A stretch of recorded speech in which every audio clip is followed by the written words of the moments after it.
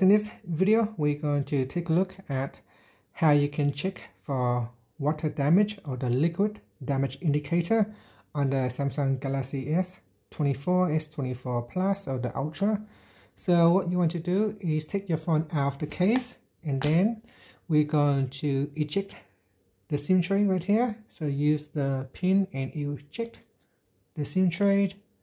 Now pull out the SIM tray and have your phone turned upside down. Now in this SIM tray there is a white liquid damage indicator. It's like a small white piece of plastic or paper. Now if it's white, that means it is good.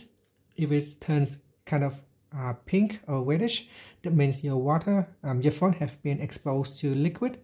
It can be water or drinks or soft drink or anything, but if it's liquid and if it's moisture and it have exposed to the parts in here, it will make that LDI turns pink. So let's have a look.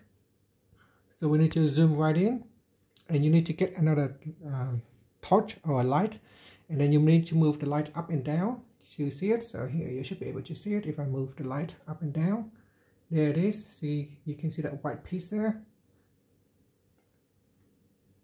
and that is the liquid damage indicator.